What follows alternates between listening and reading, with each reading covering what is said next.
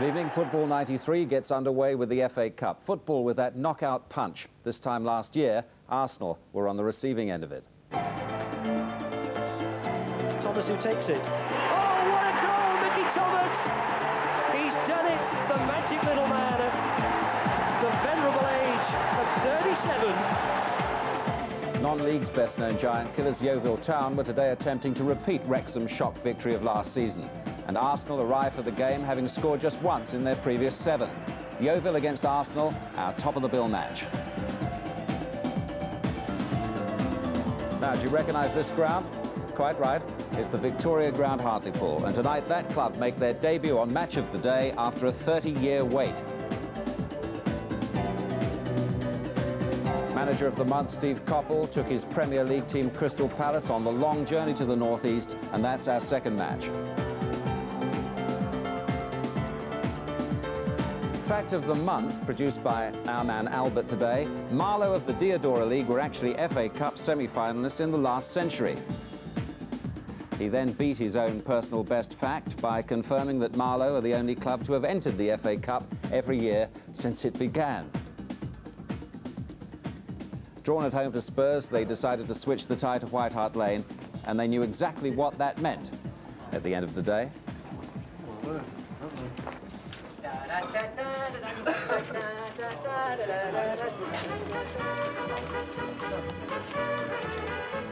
We'll have brief highlights of other ties, including the meeting of the Big Two, and of course their teams, Aston Villa and Bristol Rovers.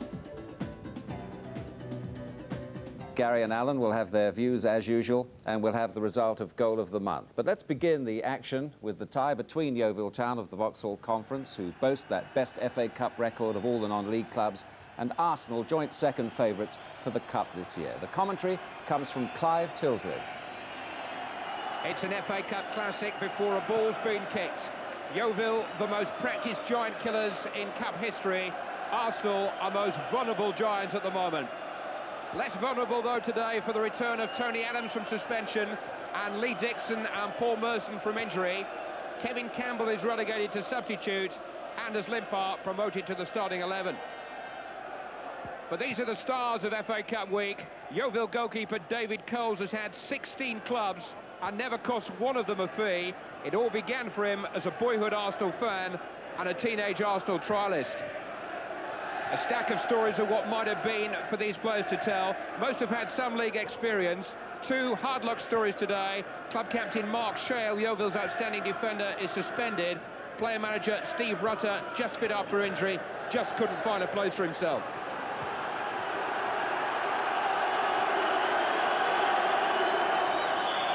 The pitch here, flat and true these days, didn't even warrant an inspection by referee John Lloyd. But thick fog cleared with only 90 minutes to spare. Yeovil start the day as probably the best supported team in the Cup. All the world loves a giant killer on third round Saturday. Tony Adams knows that Arsenal are on a hiding to nothing, and he knows there'll be no hiding place for them if they lose. First to the ball. Making his presence felt immediately. This is Hellier. Smith, Paul Merson, Phil Fearns in pursuit, and Merson's away from him, and it needed Barry to get back and make the challenge. Arsenal's current league form verging on suicidal, source of great encouragement to Yeovil, who've been going along very nicely at their own level, 1 defeat in their last 15 games.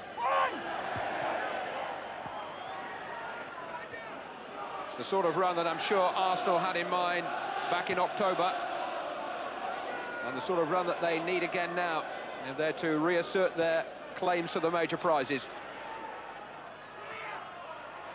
Helped on by Wilson for Sanderson to chase. Ball taking no chances with the speed of Paul Sanderson.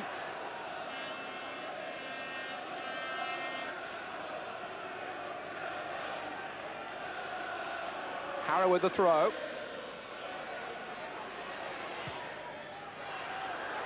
Oh, it might come through here. There's almost an opportunity for Wayne Dobbins, the fullback, who's stolen in behind Nigel Winterburn. who's yelling at Anders Limpar in front of him. But Dobbins was unseen there, and Seaman came to Arsenal's rescue. Just tiptoeing round the back. Arsenal almost caught by the ambush.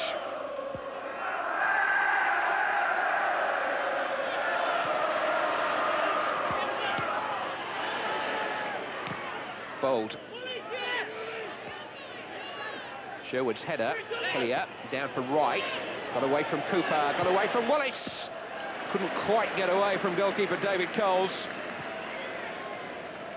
But it was a menacing run by Ian Wright, twisting away from two challenges and making space for the shot, which had a fair bit of pace behind it.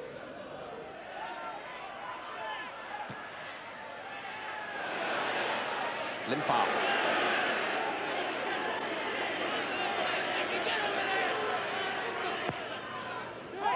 Tossed in towards Smith. O'Leary couldn't quite reach it. In the end, Batty got between he and Hillier. Lee Dixon taking it up. It was Ferns who got his head in the way, and Arsenal have a corner.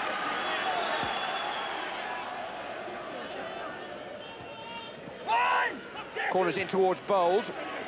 Hillier. Here's O'Leary.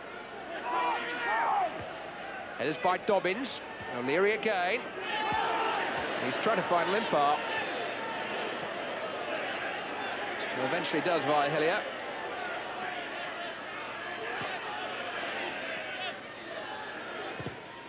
And Limpar's won another corner.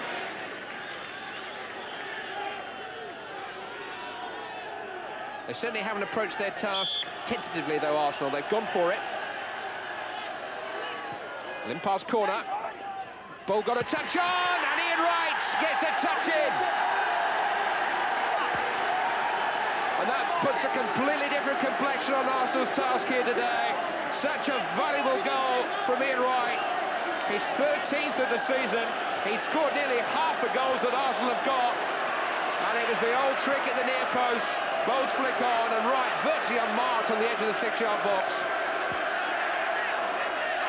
His goals output for Arsenal is absolutely extraordinary. It comes down to about 5 for every 7 games that he plays.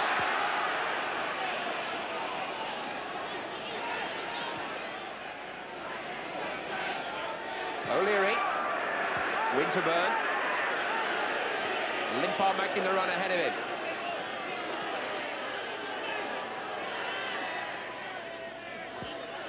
Held up by Dobbins. He's turned it back for Ian Wright, though. We needed a touch from Alan Smith. Wright pivoting quickly. Limpar, the instigator of all that. Starting to get at Wayne Dobbins, his fullback. Wasn't too far away from Smith, was it?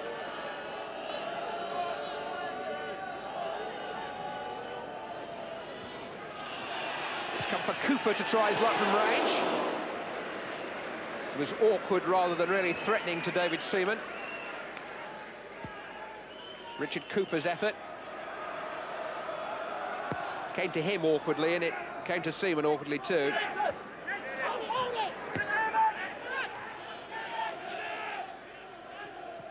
Smith finding Wright. Managed to squeeze something out of the corner for Alan Smith. To squeeze a corner kick out of Andy Wallace. There's a buoyancy about Arsenal up front at the moment. 5 minutes of this first half remaining. Hillier in towards Smith. Good save on the line by Coles.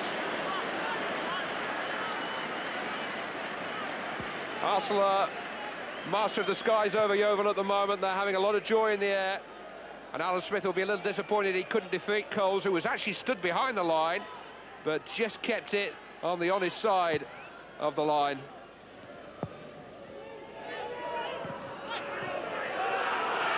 No flag against Wright. It was a tight one. It's run away from Wallace. Now, can Wright cash in? It's a beautiful chip. Yes, he can. A delicious goal from Ian Wright. Right on the stroke of half-time. 2 for him, 2 for Arsenal, and that could be the end of the fairy story. There was a question mark of offside before all that happened, but Wright didn't hang around to see there was a flag. That's a terrific finish.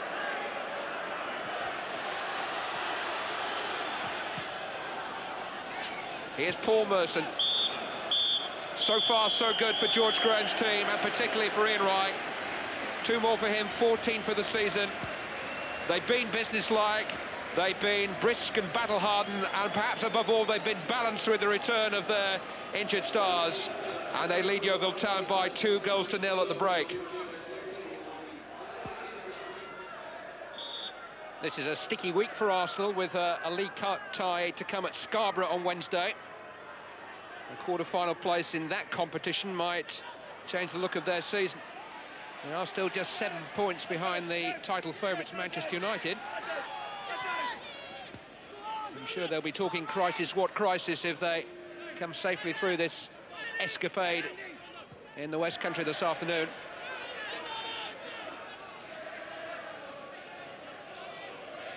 Ian Wright has certainly taken them a long way down the road. Very confident young fullback, Wayne Dobbins. Really enjoyed himself in midfield as O'Leary.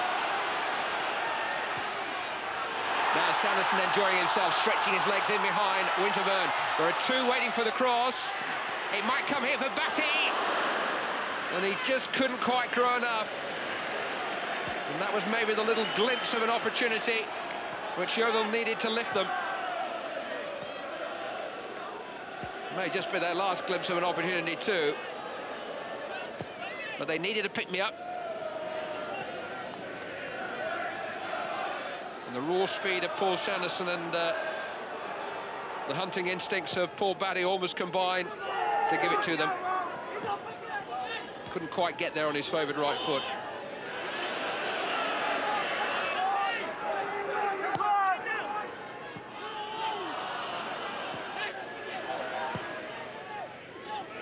Ian Wright in pursuit, trying to test Coles again. He's got goal side, he's chipped it past the keeper, and it won't quite get there. Coles will see to that. I'm not sure that it was bound for the goal anyway, but Neil Coates made doubly sure.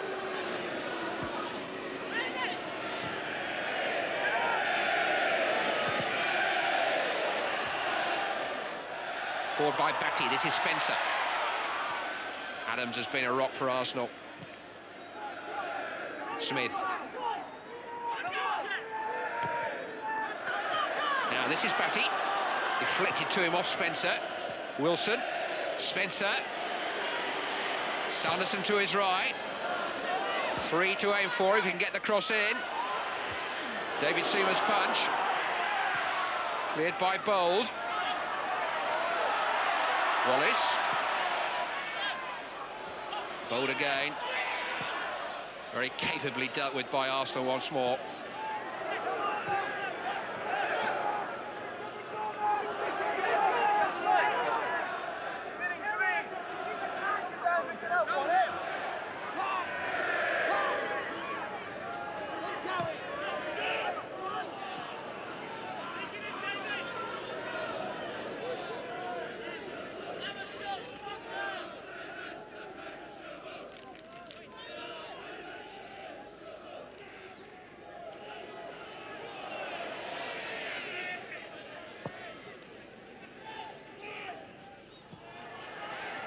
Wallace trying to hold off Wright, he hasn't done so, and Wright has got his hat-trick.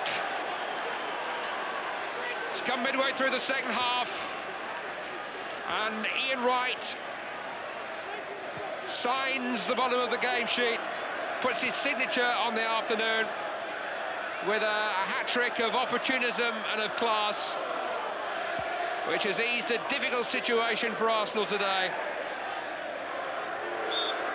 His speed behind Yeovil has always been a problem, and his alertness and his courage to get there first earned him his 3rd of the day.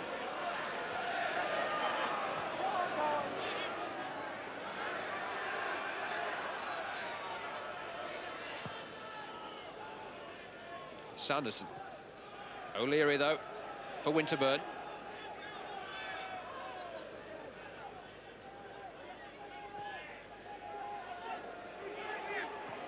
Ooh. Lee Dixon caught by Spencer, and the Arsenal bench are up. And in the closing 15 minutes of a game which is surely won, that was a dangerously late challenge. It's always dangerous when a striker is sliding in like that and the fullback is kicking through the ball. Could be a sour end to an afternoon which has been competitive but good-spirited. It's a yellow card for Mickey Spencer. Thankfully, the damage doesn't seem to be too severe.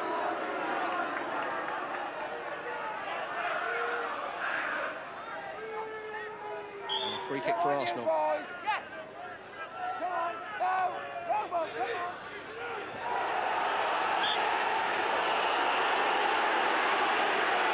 Arsenal got the benefit of the doubt.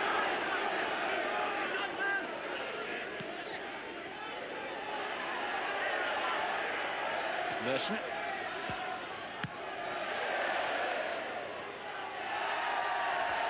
And now it is a Yeovil throw.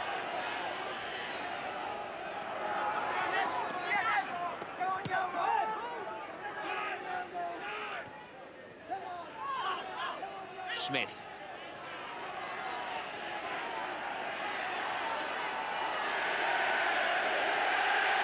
Good play by Batty.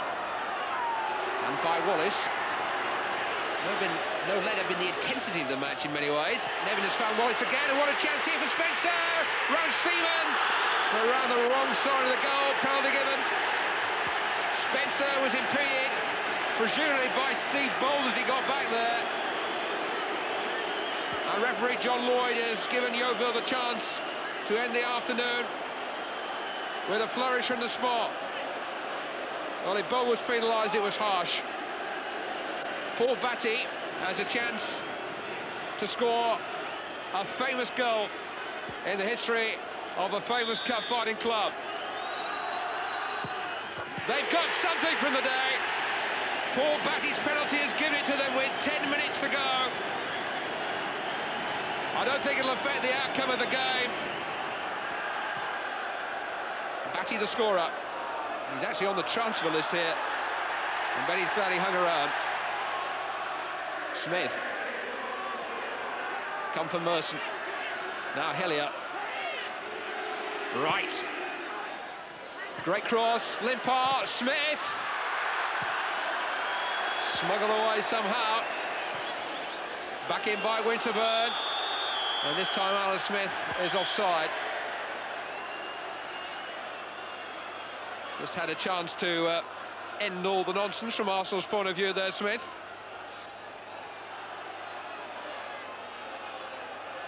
Silenced the newfound optimism amongst the Yeovil faithful. Sanderson. Another brave but broken cup dream. Arsenal back to business, showing no sentiment, no mercy, but showing a keen eye in front of goal from Ian Wright, who looks as if he's going to keep that football for himself, and why not? But Arsenal, still in both cups, still in the championship race, went on to win the double the last time they won here in Yeovil. George Graham was a player then. He's the manager of a team that are still contenders. They've won comfortably this afternoon, 3-1. We've had a few bad weeks recently and bad results. And I think we're all aware of that, but I think the media make more of it than what really is expected. And I think it must have disappointed a lot of people today, Arsenal winning. I think they probably came to the wrong part of the country for some shocks today. And we haven't had the greatest of time in results-wise, but, you know, we've got quality in our side. You know, we've got, like, great supporters in that. And it's only going to be a matter of time before we do anything. They know they're going to get it, just got to be patient, really. Have you made any New Year resolutions? Well, I just want to score as many goals as I can, really. We've set standards and now we're at the top of the tree, and when we fall below those standards, I think there's too many people who actually take a lot of pride, a lot of joy in actually the criticism of Arsenal. But we just roll our sleeves up and get on with it and come back again. Difficult for a non-league side to contend with Ian Wright in that sort of form today, Gary. Yeah, it was just menace all afternoon to them. He had, I mean, with criticise him a little bit for one or two things that he's done that he shouldn't do, but there's no denying that he's a tremendous centre-forward and a tremendous goal scorer. His record for Arsenal, he's first class. And the second one in particular was a peach, wasn't it? Oh, it was. The ball, first of all, I mean, the defender gets in a little bit of a mess there, Andy Wallace, but Ian Wright's quick to capitalise. And it's a fabulous chip, this. There was no way that the goalkeeper had any chance there. And you see a better view from him. I think this is where he spots the goalkeeper off his line. I don't think he has to look up. He sees him in the corner of his eye, knows what he's going to do, and his disguise is perfect. Great goal. Smart stuff. There's no way they're out of the Championship, is there, Arsenal? I mean, they've had a bad run in recent weeks, but... They're not out of it, but they've got to have a really good run now. I mean, they can't afford to lose any more games. But they've had the bad run, haven't they? The chances are they will have a good run. This could just set them back on the way again. Yeah. Could just do that. All right. Now, what about that penalty there for you? Was it... I didn't think it was a penalty at all. I could understand why Steve Bold and the rest of his Arsenal colleagues were so incensed. Actually, it was a great build-up. And it comes to Wallace, and he plays it into Spencer, who does everything right. Good touch, goes round Seaman, but there's no way Bowles touched him here. He goes down, and Bowles gets up and goes after the referee. And again, he takes it around Seaman well. And for me, there's no way he's made contact with it. He's just fallen over. But if it had happened, if the score had been 2-0, it might have been an interesting last 10 minutes. It didn't actually affect things, did it? But no, Arsenal's attitude in the day was tremendous. Right, before we move on to our other featured games, let's have brief highlights of 5 of the ties played in the North today, all involving Premier League sides at home to clubs from lower divisions.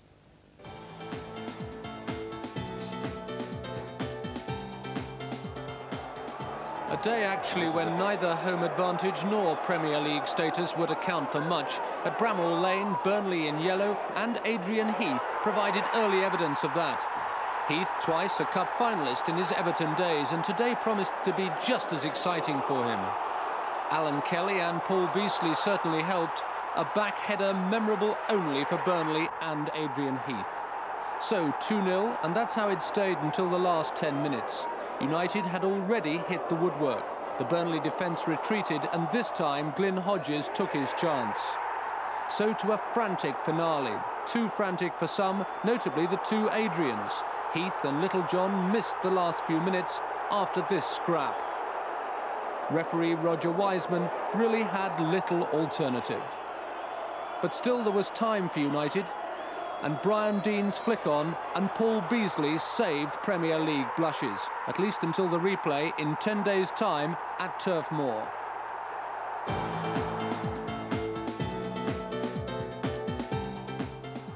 A similar story without the fists at Elland Road. Charlton's Gary Nelson eventually found the way past John Lukic, and Leeds had 20 minutes left to produce an equaliser. They took 2. A cross from Gordon Strachan OBE, Gary Speed's header. Leeds used to find goals like that so easy to produce.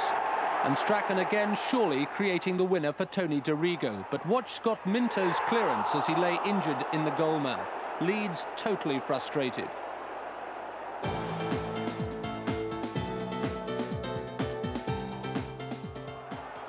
Manchester City found trouble just moments before half-time, coming up a shot that second division strikers dream of on FA Cup day. And Scott Taylor was only playing because of injuries and suspensions. But a deserved equaliser from City, owing much to Gary Flitcroft, a through ball to Mike Sherrin, a goal that enhanced both their reputations. City mightily relieved.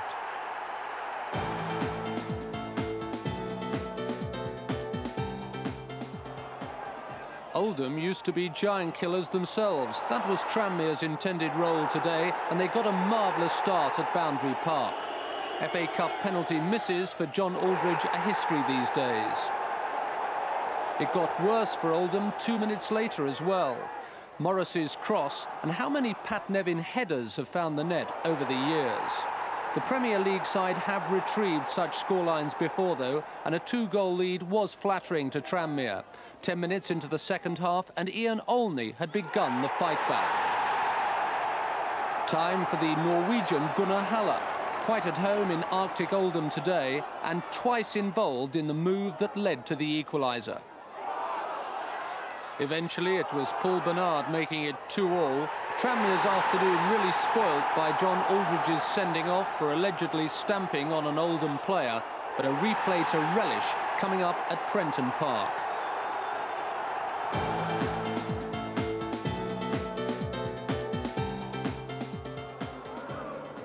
Even at Blackburn, a shock had seemed possible when FN Ikoku, once of Sutton United, gave Bournemouth the lead. Ikoku playing his first game for 7 months. But from Mike Newell's cross, the equaliser from Stuart Ripley, and Ripley's growing reputation in no way harmed today. Mind you, his and Blackburn's second was to infuriate Vince Bartram in the Bournemouth goal. 2-1 became 3-1 before the end. Roy Wegerle found Mike Newell, the linesman's flag stayed down, and one FA Cup dream, Bournemouth's, was definitely over.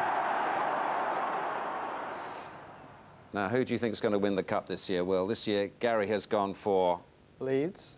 Alan has gone for Manchester City. And I've gone for Blackburn, so as you'll gather, we were all in desperate trouble at half-time, and these two are still in desperate trouble. No problem. Right, this morning, Steve Coppell was named Manager of the Month, having led Crystal Palace to 6 straight wins to climb up the Premier League table, but their form would need to be good to get anything from a tough away tie to Second Division Hartlepool. Our first commentator to visit the Victoria ground in nearly 30 years, Tony Gubber. With experienced goalkeeper Martin Hodge out injured, 18-year-old Steve Jones, a first-year professional, is pitched into a testing FA Cup debut today for Hartlepool. He played just half a dozen games in Division 3 last season, but has been in this Hartlepool side, which has won the last 2 matches. Number 4, Phil Gilchrist, is another teenager making his cup debut in central defence, alongside the veteran John McPhail, who at 37 is playing in his 48th FA Cup tie. Crystal Palace shared the title of being the most successful team in England during December, but with Andy Thorne out after suffering concussion, they've had to bring in Bobby Bowery to play on the right side of midfield.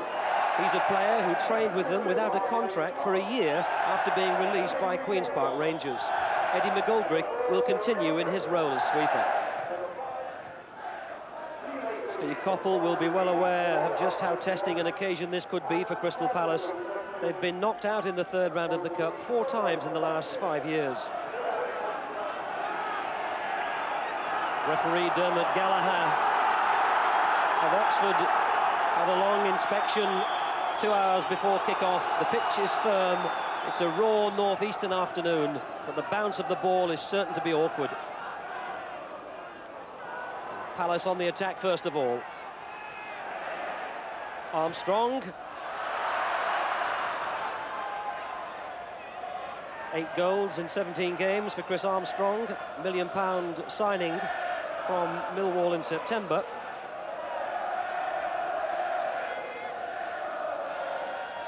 But these are exactly the sort of fixtures that Premier League sides dread. And Alan Murray, the Hartlepool manager, said before the game, it's an afternoon for brave hearts.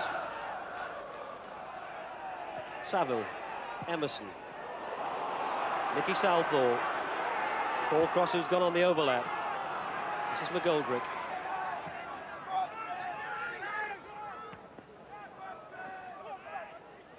McPhail waited and made sure he didn't get an awkward bounce before he made connection. Very much the oldest player on the field at 37. This is McGoldrick. Showed too much of that to Olsen. Emerson underneath it. Didn't quite find his midfield partner.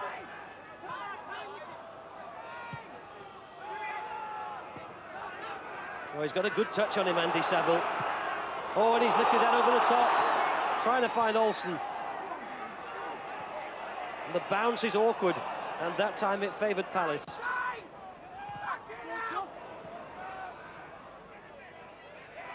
Chris Coleman needs a bit of support. Jeff Thomas breaking forward, the first real chance. Great stop by the youngster.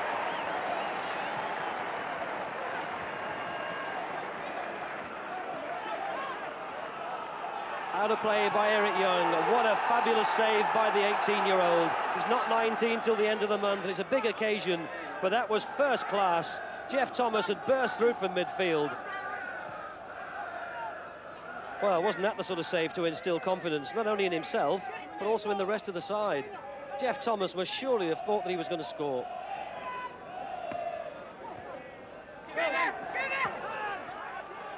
McPhail.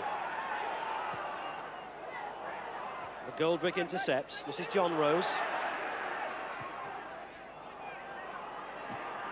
Jeff Thomas won a tattle on the halfway line. That's a great ball to pick out Armstrong. Another opportunity for Palace. But what an important tackle that was for Jeff Thomas to win against Dean Emerson, right on the halfway line. Typical of the England international. And then good distribution, a fine ball inside to find his number 9, Chris Armstrong, who will, I'm sure, reflect that he ought at least to have got it on target. FA Cup winner with Manchester United back in 1977, Steve Coppell. And third longest serving manager in the Premier League. Having been at Palace for 8.5 years. This is McGoldrick covering. Didn't get a connection. Oh, he got a shot in. Olsen. Kept out by Nigel Martin, who just happened to be standing in exactly the right place.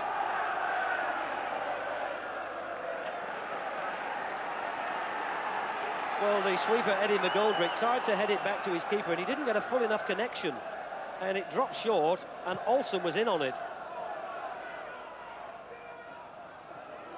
Saville, nice little flick out to Southall, faced by Humphrey. McGoldrick timed his tackle to perfection. He just stood off Eddie McGoldrick. He's had an impressive first half for Crystal Palace, and he's been busy too.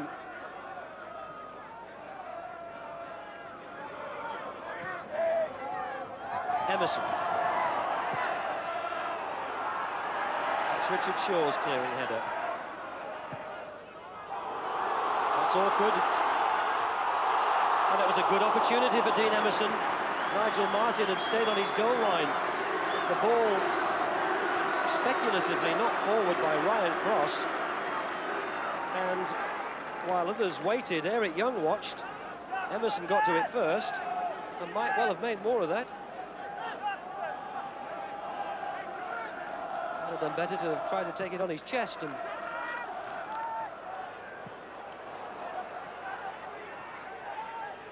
this is Armstrong.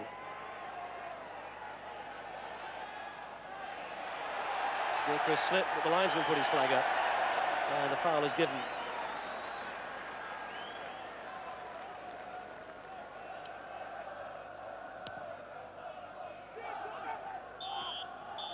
Whistle ends a goalless first half on a pitch which won't get any easier in the second 45 minutes.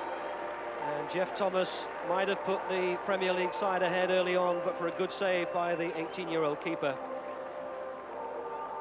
And Paul Olsen, well, he had an opportunity too for Hartlepool, but at half-time here, it's Hartlepool 0, Crystal Palace 0.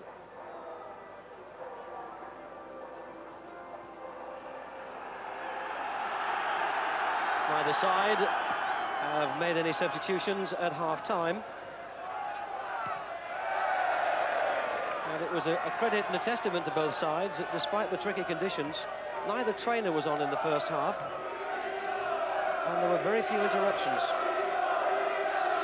Both teams eager and keen to get on with it.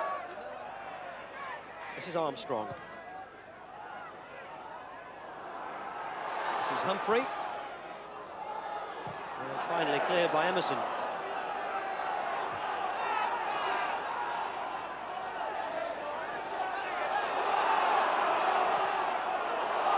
Well, now Hartlepool can break out. Still Southall.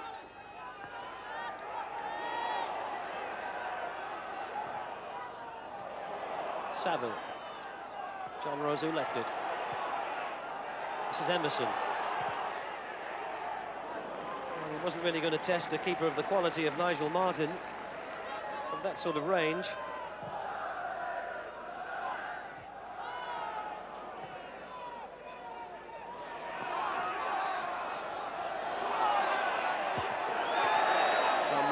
getting the better of Armstrong, and Hartlepool back in possession. Saville.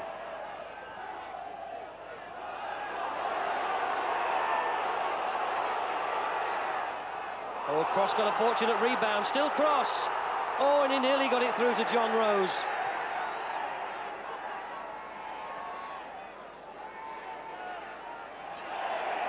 Good tattle by Gilchrist. Oh, a real scrap going on. Play waved on. Well, there was a fortunate rebound when Cross got forward. He looks as though he'd lost it with two Palace players ahead of him, but it ran very kindly, and he almost managed to squeeze it through to Lee John Rose.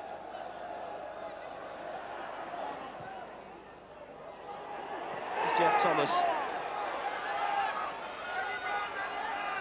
He wants the ball to run out, and it does. Palace with the throw.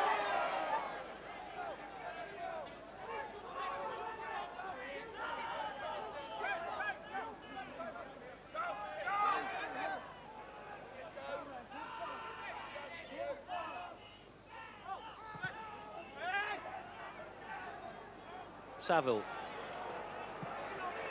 This is Brian Honour. Whipped in by Olsen. Oh, John Rose! That was the opportunity, surely, for Lee John Rose.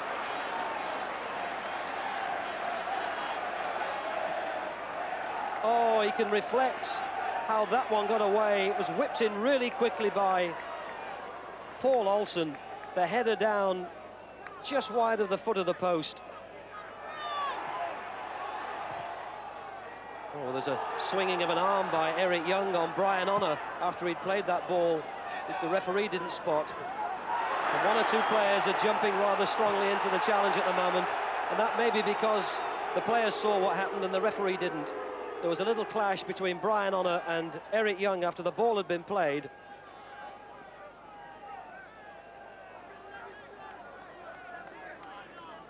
Brian Honour just trying to draw the referee's attention to it, but he didn't see it. Eric Young certainly reacted. 15 minutes left. Good header. Brian Honour took it nicely on his chest, although Simon Roger tried to pull him back, and play has been called back. The offence by Simon Roger was spotted.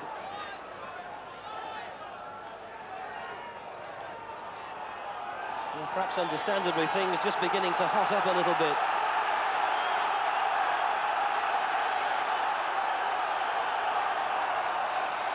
Emerson will take it. Looking for John Rose. Oh, it was going in, was it? Martin looks just a little bit slow in getting down. Maybe he was being absolutely positive and making sure there wasn't an awkward bounce.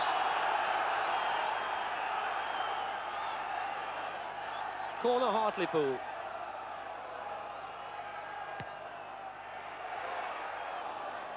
Didn't get past the first defenders. Corner number 2.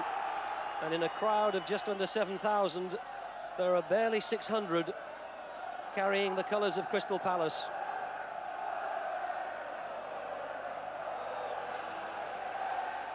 Coleman trying to defend the near post, and does so successfully. Corner number 3.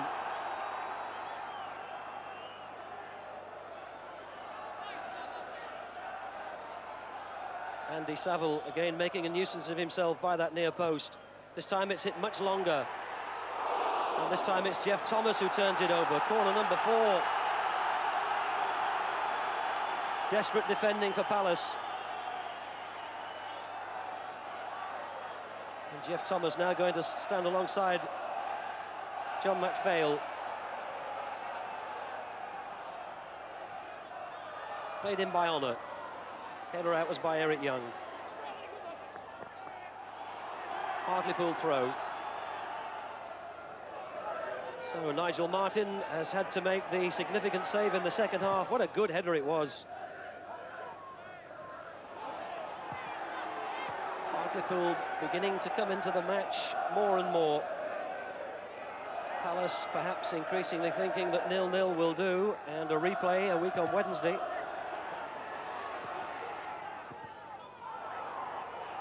Thomas missed it. Shaw clears. But all the attacking and all the inventiveness is now coming from Hartlepool.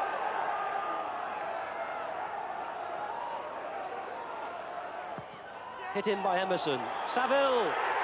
Flag went up on this near side as soon as the ball was in the air. And a goal doesn't count.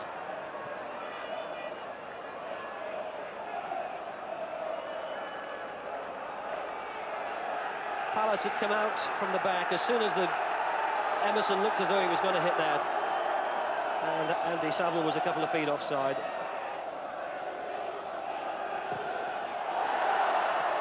That was a poor kick by Martin. Thomas trying to burst through. Now it's Osborne. Out to Armstrong. Good tackle. Roger knocks it in. McPhail's clearing header. Now Honor.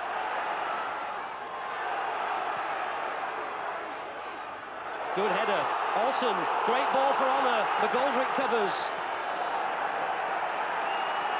Well, credit to both sides for what's rapidly developing now into an excellent third-round cup tie. After an awkward beginning, they both appear to have found their feet much better in this second half. And there's not a thought in anybody's mind for the tricky conditions. Nobody pulling out of challenges, nobody pulling out of tackles. John Rose's header, this time it loops over.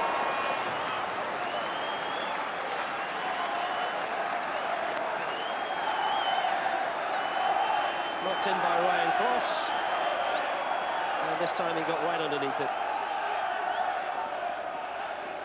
Martin just shepherding it over the bar.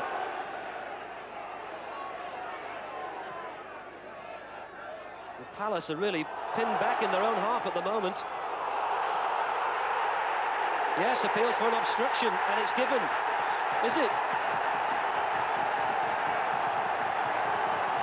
Well, I think he's pointed at the penalty spot. It looked at the first instance as though he'd possibly blown for an obstruction. But there's no doubt that Mr. Gallagher has given a penalty.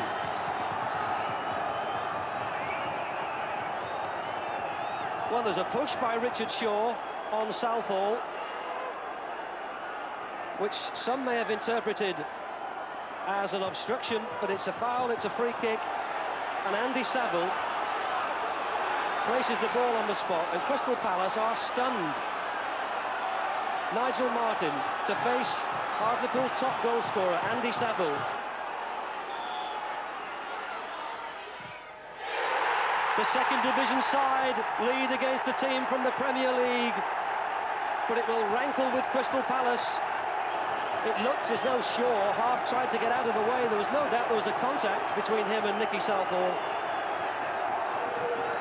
But was it worth a penalty?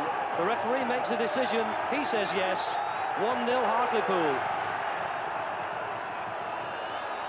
And the header on by Chris Coleman was tame.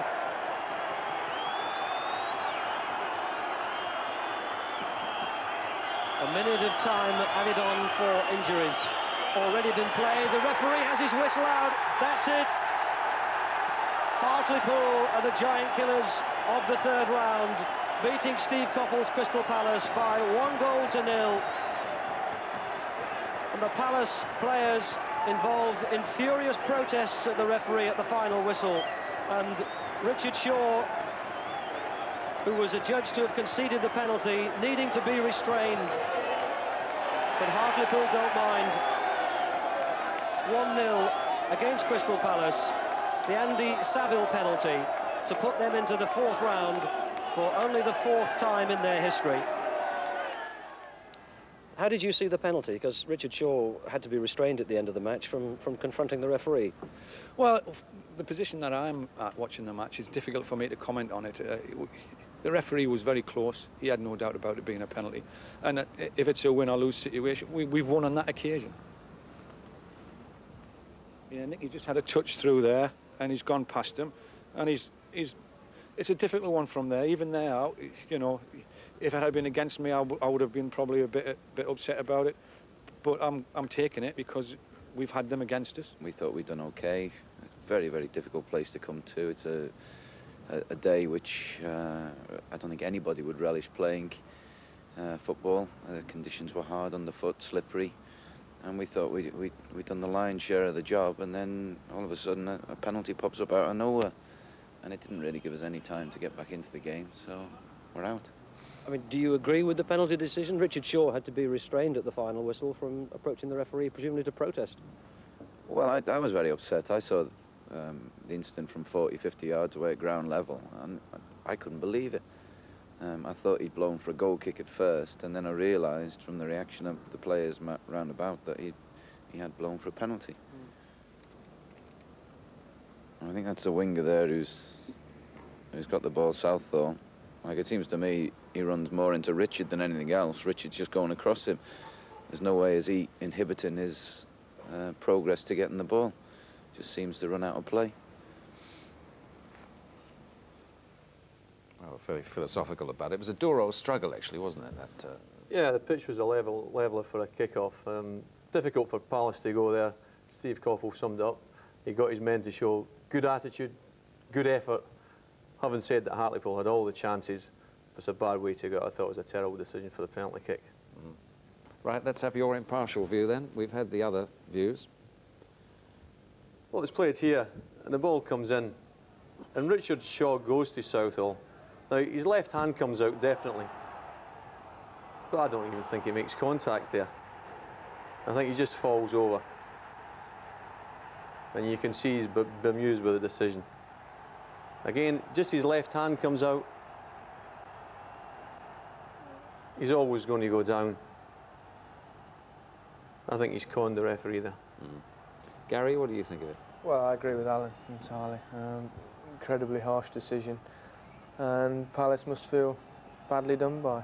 He just runs it. The arm comes out as he turns. That's a natural turn, I think, there, and he's quickly got his hands out of the way. And it would have been a very long drive home for Crystal Palace. I bet, yeah. However wrong that decision may have been, though, perhaps justice was done. Perhaps Hartlepool deserved to win the match. Oh, they were the better side in the day. They had all the chances. Now, will that make any difference to Palace much after this? Well, they've been on a good run, haven't they? I think they've won 6 in the trot, and what they've got to do now is just pick themselves up and try and go up the Premier Division. Well, Tottenham Hotspur were, of course, drawn away to the side from the Diodora League, Marlow. The tie was switched to White Hart Lane on police advice, which would at least help Marlow's bank balance, if not their chance of winning. The commentary will come from Barry Davis, but first, Ray Stubbs enjoyed some of the build-up to Marlow's big day. For Marlow manager Dave Russell and his part-time players, the big day started nowhere near their picturesque village in Buckinghamshire. They meant business. They prepared at a favourite watering hole of many Premier Division clubs en route to Spurs. The aim was to keep calm, relax, and not to let the occasion of the biggest game in their history get to them. No one wanted to miss this one, and a dislocated finger wasn't going to stop goalkeeper Gary Lester from playing. It's sore, but it's going to be perfectly okay. Perfectly okay. That's the only thing. I mean, it's just, I've just got to have them strapped together just for the strength, really, basically. The theme of the day was the reputations mean for nothing in the FA Cup. We're going there with a mission, and that is to turn Spurs over. In no way, shape or form are we having a day out today. They will know they've been in the game this morning. Virtually the entire village of Marlow would be greeting the football team in North London, although it was in regard to crowd safety that on police advice the decision had reluctantly been taken to switch the tie to White Hart Lane. Being so close to Spurs, there was no way that we could have guaranteed segregation. Obviously, all ticket game. You just could have not guaranteed it. Simple as that. And I've been very distressed at comments that we should have played at Marlow, but it was physically not possible. And in the true tradition and spirit of the FA Cup, the printers, bricklayers and cabinet makers of Marlow marched into White Hart Lane, firmly believing they could pull off the shock result. You can't enjoy today, you're never going to enjoy any day. We're just going to do our best and hopefully let Spurs remember Marlow. You've not come here for a day out, though, have you? Absolutely not, no. If we play very well and they have a poor day, who knows? Who knows? We're not going to lie down, that's for sure. I came up in the week to have a look round and it was empty, and it's a daunting place just to walk out, but come 3 o'clock, it will be something else. It's like winning the Pauls, isn't it? It's 1 in a million chance to get here and play. It's brilliant. Best thing that's ever happened to me.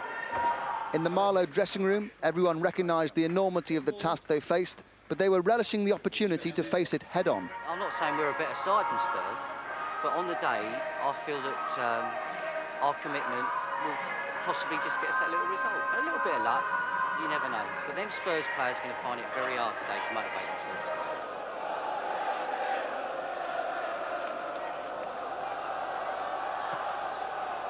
With a quarter of an hour gone. So far, so good for the Diodora side. With Mark Webb at the back. Hubbick and Hannigan doing a good job on Sheringham and Barnby. And collectively, they certainly haven't been overawed. This is the captain, David Lay, goes for the shot. And it was made to look rather a better one than it really was, to tell the truth. Ball was spinning a little bit off the outside of his boot. And Erik Thorstvedt seemingly was surprised by it and made a little bit of a meal of it.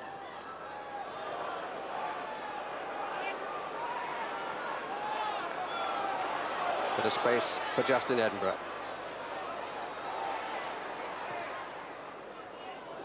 And the corner conceded by John Franks.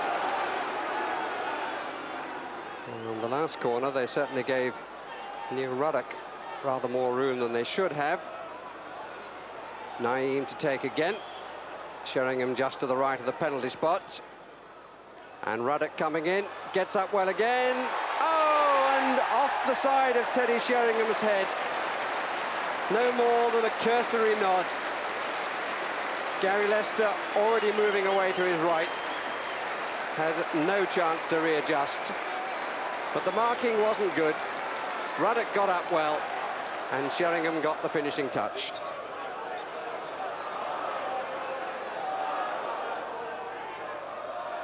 Lay starting things again. This is Boucher. Already shown that he has a nice touch. Caesar just inside. Lay in support, as he's tended to be, and pushes the go for himself, but Boucher takes the shot instead, and Edinburgh just away from the oncoming Dell.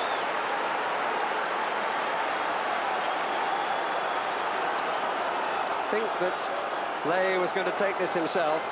Boucher went for the curler that had no real sting, and Edinburgh there first.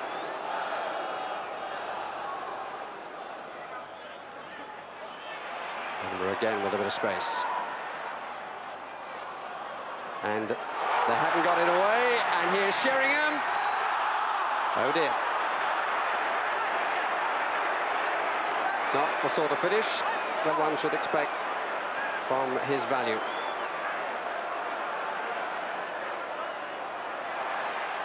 John Caesar trying to get Marlowe going again. Didn't really make up his mind. An excellent challenge by Naeem, and a good break forward by Austin, and Barnby is in the clear. And it's, well, Hannigan seemed to change his mind as to how he was going to clear it, but surely he had an opportunity. Wasn't hit very hard, the little chip, and Hannigan got himself all tied up.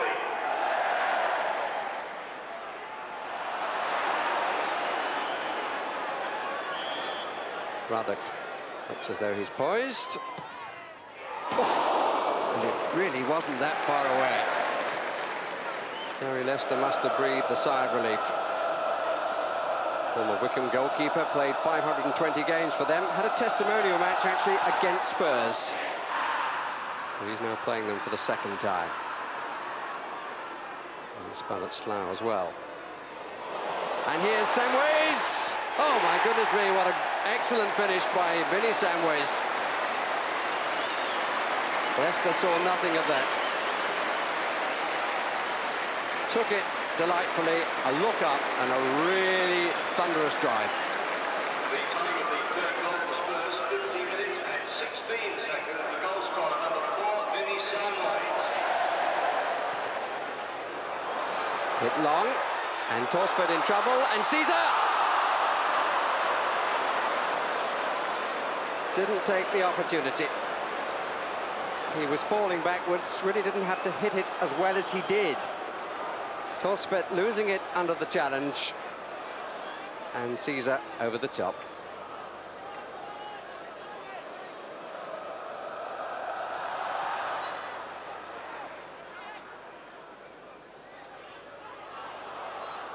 Boucher. Shown good awareness, shows real pace here. And Lay for the pullback. Yes! Well, they've deserved it. They put together a lovely goal. Lay the scorer, Boucher, with real style, providing the opportunity. And they're getting applause from all around the ground. Went between the two, beat them for pace, was aware who to play the ball to, and Lay made sure that he found an excellent finish. 17 minutes, 22 seconds, the goal scorer, number 7, David Ray. So he celebrated his 300th appearance for Marlow. And it's 3-1. Just over 70 minutes gone. That's a good run by Samways. He took it beautifully. And it's 4-1. 2 goals within a minute. He scored a couple of quality goals. First 2 Tottenham goals were a bit messy from Marlow's point of view. But Samways, who wasn't picked up, to tell the truth, Marlow was still celebrating. Makes it 4-1 and retires immediately, Tottenham making a double substitution. Keith Watson comes on, as does Darren Anderton. And I'm the other player to go off. Boucher, and still Boucher, and still!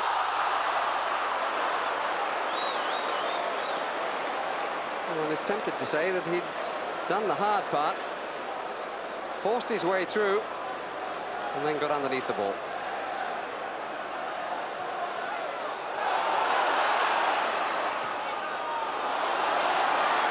Too much for Anderton. Colin Ferguson, who's had a few problems, not being given any so far by Anderton.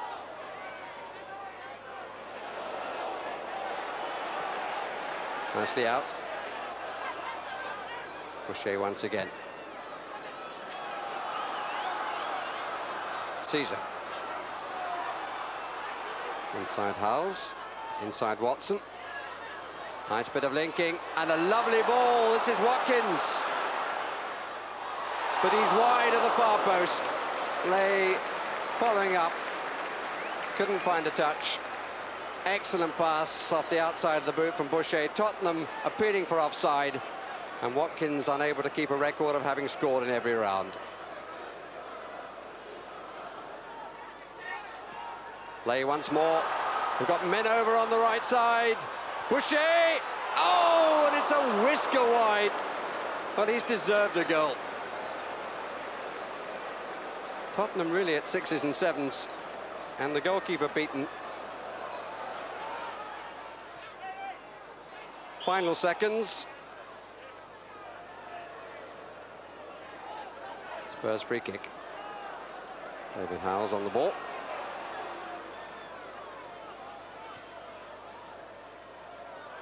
Howells again. Takes on Ferguson. Finally uses Anderton. And they've got caught out. This is Watson, and Barmby gets his second. And Tottenham have number 5. Bit tough on Marlow, who a few seconds earlier had nearly made it 4-2. But 5 it is. 2 for Barmby, 2 for Samways, 1 for Sheringham. And 1 for the man in possession now, David Lay. And he's the last player to be in possession, fittingly, for the Marlow captain. And good applause for the Diadora League side. And not only from their own supporters. They've had many good moments to remember, not least an extremely well-worked goal. Overall, how would you describe the day? Magnificent. Yeah, it's been a great day. Something we'll never forget, I'm sure. You came here and you said you didn't want to just to enjoy the day out, you wanted to give Spurs a game, and you've done that. Very much, yeah. And like I said, the important thing was that we got a performance from the players today, and every one of them has performed. Well, as you saw in the game, they were magnificent. They competed with Premier Division players today, and they didn't look out of place. So now, the old cliche, you're out of the cup, you can concentrate on the league. Yeah, we're going to Milton Keynes on Tuesday night. Yeah, we're really looking forward to it. So a lot of people feel about Milton Keynes, but they did perform well, didn't they? They played very well. Really. Yeah, they scored one. They had 3 or 4 realistic chances, and they've got to be happy with the way they played. Quite often these non-league sides produce nice flowing football. They get beaten by, obviously, the good teams, but they're pretty to watch. They played some nice stuff today. I mean, Tottenham ran out easy winners in the end. But again, you know, they had 3 or 4 great chances after they scored. It could have been a lot closer. Are you happy with the refereeing? I thought the referee was terrific, yes. Good. Now, what about this Barmby? He seems to be creating a reputation for himself at the moment. Yeah, and an expected one as well at Tottenham. Because expected? Yes, they had high hopes of him. When he was young. Well, he still is young. He's only about 18 now, but he's got a lot of ability. As you can see with his first goal here, what I like, as you see it frozen, he's in between the 2 defenders. He knows about finding space. And he's got a lovely touch. He's got a little bit extra. Just flicks it over the goalkeeper, waits for him to commit himself there. Defender could perhaps have done a little bit better, but he got in. But he's really got a little bit more about him. I mean, his second goal was really a tap-in. But he's got a little bit of class and good touch, and if he gets a little bit stronger, a little bit bigger, then he'll have a real chance of going a long way in the game. Well, you've still got to tap him in, haven't you? Well, even Alan might have scored that one. Yeah. But people say, you know, they've done the difficult bit and then they missed the goal, but the difficult bit is scoring the goal, really, isn't it? It was difficult to miss that one. As he said, you would have scored that one. Steady well. Now some more brief highlights, starting with joint second favourites Aston Villa at home to Bristol Rovers.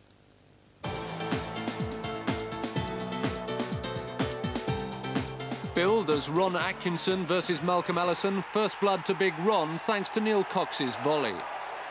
And when Dwight York was tripped by Steve Yates, another cup dream was surely over. But Dean Saunders' penalty proved less than deadly for Gavin Kelly, and Rovers found new hope. Marcus Browning, born in Bristol, had scored just a single goal for the club before today. I'll never forget this one, he said afterwards. As for Big Mal and Big Ron... I haven't seen him. The only time I saw him was in the dugout there. And he was shrinking, he was getting smaller and smaller. Malcolm, what's happened to you? There's no fedora, there's no cigar. Well, I can't afford them these days.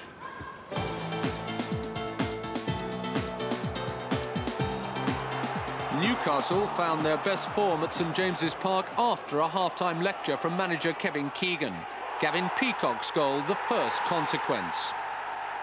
Port Vale had promised much early on, but Newcastle were now rampant. Liam O'Brien, so often a key figure for them, set up Peacock again. 2-0, and worse to come for Vale. The ball forward may have been optimistic, but Peter Swan outsmarted by Robert Lee. Almost 30,000 people were willing what happened next. 3 goals in quarter of an hour, and 4 goals in half an hour, as Newcastle swept forward again.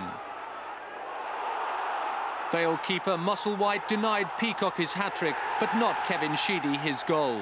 We were superb in the second half, said Kevin Keegan, and they were.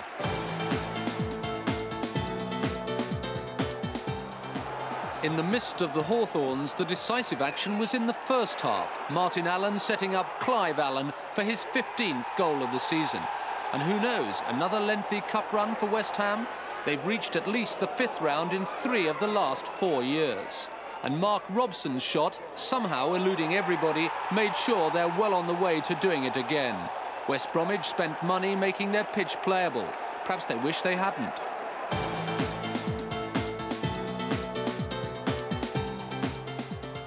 No goals at Selhurst Park despite much Wimbledon pressure, but from Everton sub Stuart Barlow's pass, Peter Beardsley going closest to winning the game.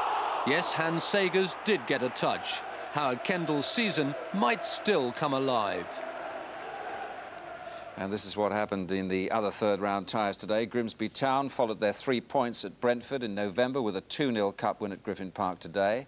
In the Battle of the South Coast, Brighton beat Portsmouth, semi-finalists last year, by the only goal, scorer Matthew Edwards. Derby County finally beat Stockport 2-1 through a last-minute own goal by Dave Miller. Gillingham and Huddersfield drew 0-0 in the tie between clubs who are bottom of the 2nd and 3rd divisions.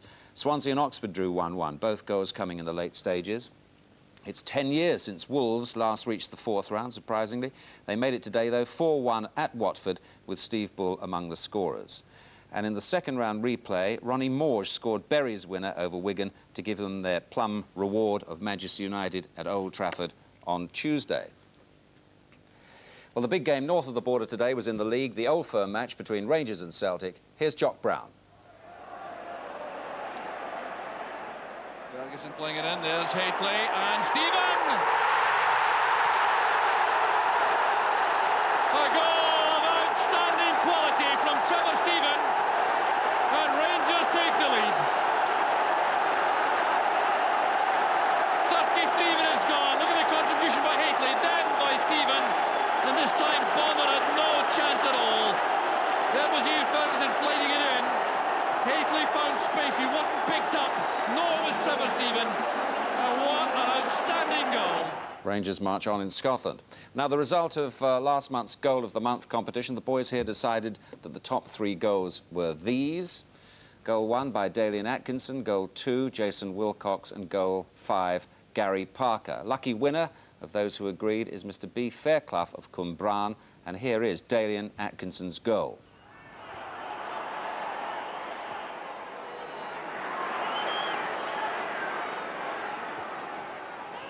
Oh, it's Atkinson, he fooled Anderson. What a goal!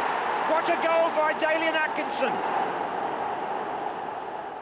The second time this year he's scored the top goal of the month. Premium bonds on their way to the winner, £200 worth. Now, tomorrow, of course, we've got the live match. Hopefully, if the weather's OK. At the moment it is. That's Forest against Southampton. Some thoughts on that? Well, I think it's a big game for Forest. Forest are bottom of the Premier Division.